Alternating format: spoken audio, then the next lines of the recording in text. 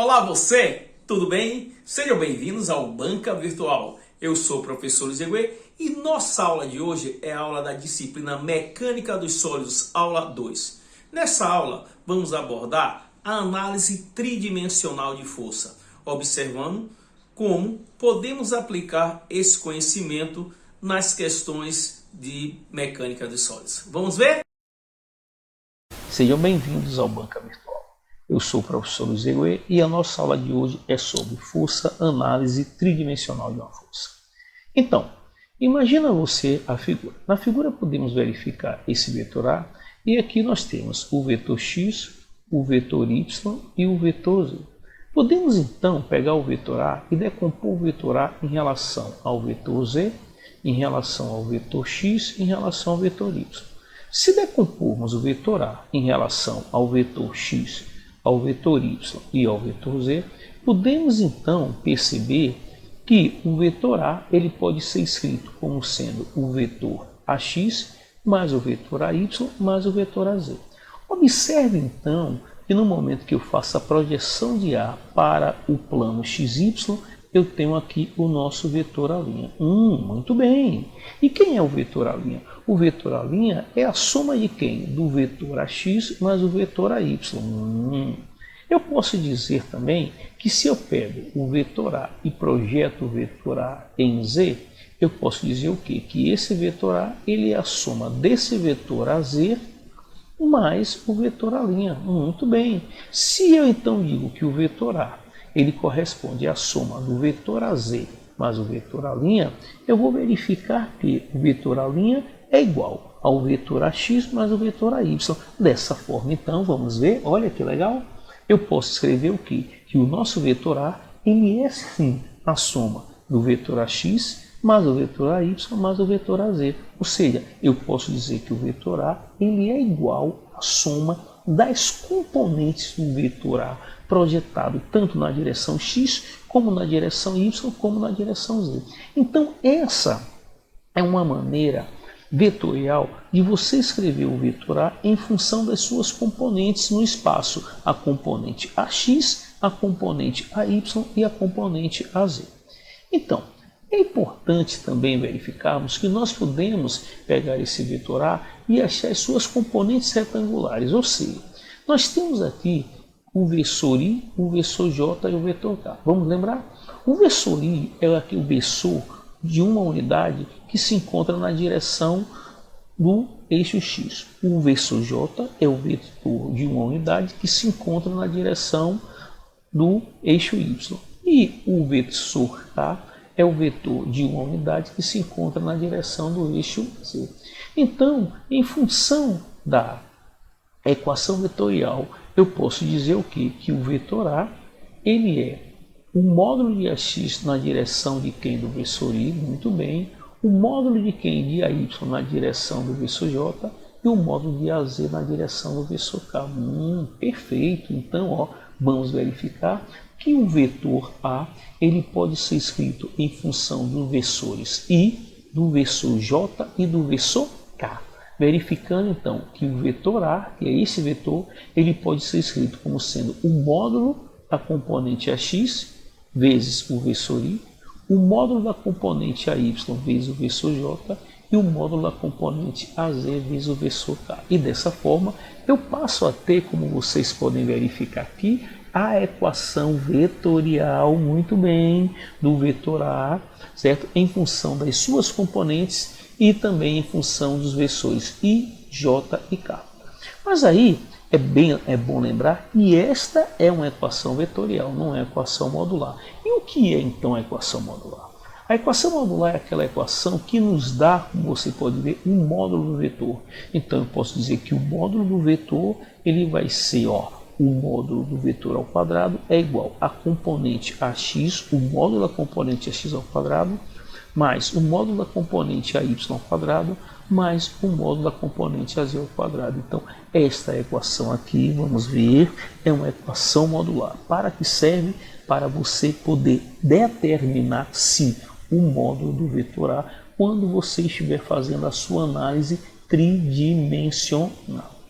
Então, nós podemos também entender e verificar Esse vetor A, ele forma um determinado ângulo com o eixo x, ele forma um determinado ângulo com o eixo y e ele forma um determinado ângulo com o eixo z. Esses ângulos são chamados cossenos diretores, ou seja, nós podemos dizer que são os ângulos formados pelo vetor A em função de cada um desses eixos. Então eu posso dizer que o cosseno de alfa ele vai corresponder exatamente ao módulo da componente AX sobre A. Então aqui, através dessa figura, você vê o nosso triângulozinho retângulo, onde você vê que AX aqui, é essa componente, na qual ela é adjacente a esse ângulo alfa. Então eu posso dizer que dessa maneira eu posso estabelecer exatamente como cosseno de alfa como sendo AX sobre A. A mesma coisa, amigos, olha bem, eu posso ver aqui para esse triângulo retângulo que é formado aqui, em função do eixo y. Então, eu posso dizer que o cosseno de beta é igual ao módulo de AY sobre A. E da mesma forma, eu posso também estabelecer o que nós chamamos do cosseno diretor em relação ao ângulo gama. O cosseno de gama é igual a quem? A o módulo de AZ sobre A. E dessa forma, eu encontro os chamados cossenos diretores, que são os cossenos, ou simplesmente os ângulos, com o qual o vetor A ele forma em relação ao eixo x, em relação ao eixo y, em relação ao eixo z. Outro detalhe importante é como nós podemos fazer a especificação do vetor por dois pontos. Isso aqui é muito importante. Por quê? Observe uma situação interessante, onde eu tenho aqui dois pontos, o ponto A e o ponto B. Se eu tenho dois pontos, então eu posso definir uma reta. Eu posso dizer que as coordenadas do ponto A correspondem a x1, y1 e z1. Eu posso dizer que as coordenadas do ponto B correspondem a x2, y2 e z2. Eu posso então verificar que eu tenho uma reta passando pelos pontos AB. E eu verifico que o vetor F e esse vetor, eles se encontram exatamente nessa mesma direção.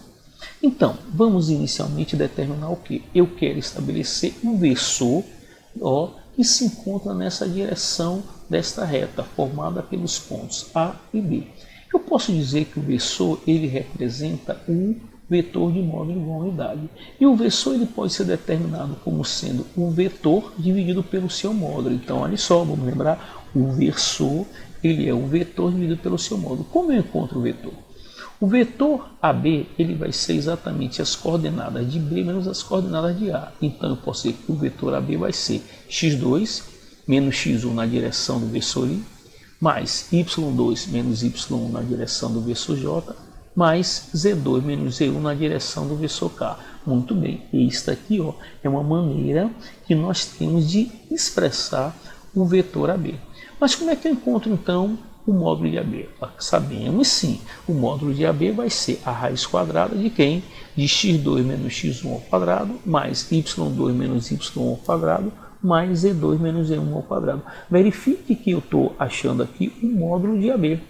Dessa forma, eu posso então dizer que eu tenho agora esse vetor U, ou seja, é o vetor unitário na direção dessa reta formada pelos pontos AB.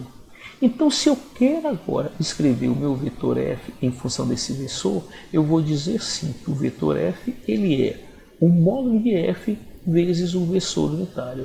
Então, olha bem, se eu posso dizer que o vetor F é o módulo de F vezes o vetor unitário, então eu posso escrever que o vetor F vai ser módulo de F vezes o vetor AB dividido pelo seu módulo. Muito bem, então essa aqui é uma maneira muito usual e muito prática de você representar o vetor F em função, olha bem, do vetor e em função do módulo.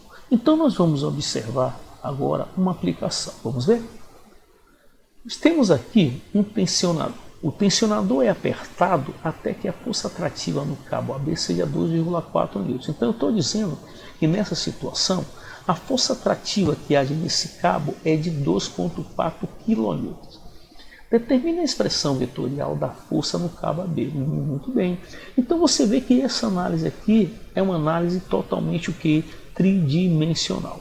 Eu vou então com vocês, se eu quero trabalhar com o cabo AB, eu vejo que a direção do cabo AB ele está exatamente nessa reta, vamos ver, que passa tanto pelo ponto A como pelo ponto B. Se eu pegar as coordenadas do ponto A, eu vou verificar a coordenada do ponto A. Vamos ver? Em relação a x. Em relação a x, dá para ver que a coordenada do ponto A ela é igual a 0. Em relação a y, eu vejo ó, quem é o vetor, quem é o eixo aqui ó, é o eixo y. Então eu tenho aqui, ó, vamos ver?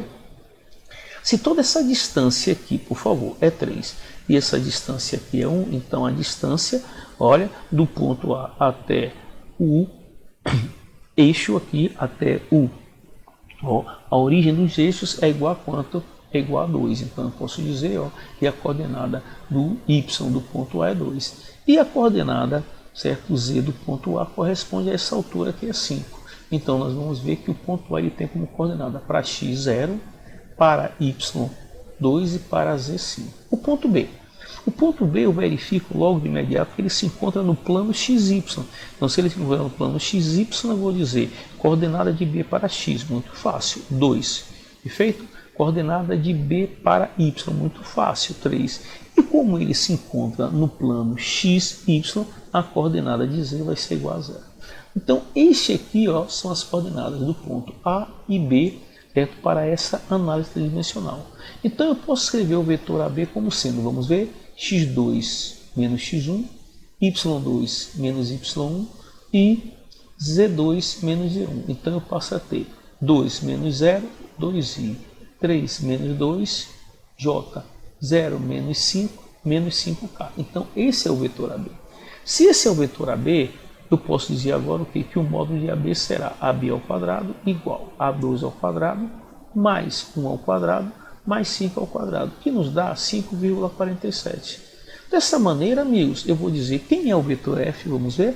O vetor F é o módulo de F vezes quem? O versor. Muito bem, então, módulo de F, eu tenho 2,4. O versor, eu tenho, quem é o versor? É o meu vetor dividido pelo seu módulo. Quem é o meu vetor? 2i mais j menos 5k, beleza? E quem é aqui, por favor? Olha só, o módulo de AB, 5,47. Fazendo essa operação matemática, eu vou dizer que o meu vetor F ele pode ser expresso vetorialmente nessa visão tridimensional como sendo 0,87k na direção do versor I, mais 0,434k na direção do versor J, mais 2,19k na direção do versor K. Então, essa é a representação da força F de maneira o que? Tridimensional. Muito bem. Então, ó, foi interessante você verificar como você pode expressar essa força de forma tridimensional, em função da direção da reta que passa pelos pontos AB.